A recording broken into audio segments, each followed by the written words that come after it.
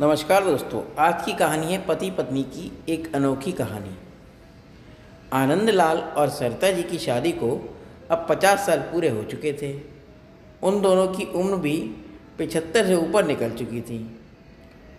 दोनों ने अपनी पूरी ज़िंदगी एक दूसरे के साथ काफ़ी हंसी खुशी से बिताई थी। दोनों बिल्कुल दो जिस्म एक जान बनकर जिए थे।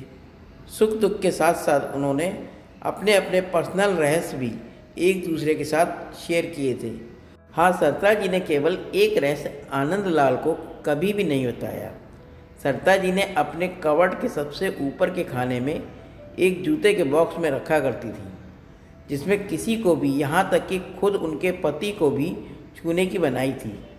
मनाही क्या, सख्त वार्निंग थी।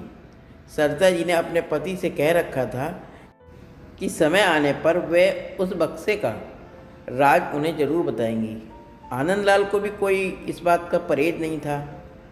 हंसते खेलते कई दशक बीत गए, उम्र ढल गई, शरीर कमज़ोर हो गए और कई बीमारियां हावी हो गईं।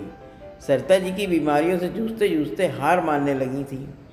तब उनका आखिरी समय करीब है, ये जानकर उन्होंने आनंदलाल को अपने पास बुलाया और अपने जीवन का वो एकमात्र राज जो उनके कवर्ड में बंद था उसको उससे परिचित करवाया। सरिता जी ने अपने पति को उस बॉक्स को लाने के लिए कहा। आनंदलाल उस बॉक्स को लेकर आए और उसे ओपन किया तो वो देखकर हैरान रह गए। उस बॉक्स में दो खरोंची हुई छोटी डॉल्स और ढेर सारे नोट थे। आनंदलाल ने सरिता से उन डॉल्स के बारे में पूछा। सरिता जी ने कहा, जब मेरी शादी होने वाली थी तब मेरी दादी ने मुझे समझाया था कि अगर अपनी शादी को लंबे समय तक चलाना चाहती हो तो एक दूसरे से जितनी हो सके आर्गूमेंट और शिकायतें कम हो, उसका ध्यान रखना। और उन्होंने उसके लिए मुझे ये डॉल्स का तरीका बताया था, जिसमें जब भी मुझे तुमसे कोई शिकायत हो तो एक डॉल को खुरेच कर उसे संभाल कर रख लेना। सरिता जी की बात सुनकर आनंदलाल की आंखें भीग गईं, क्योंकि पिछले 50 साल में सरिता जी ने उनमें सिर्फ 2 बार शिकायतें हुईं।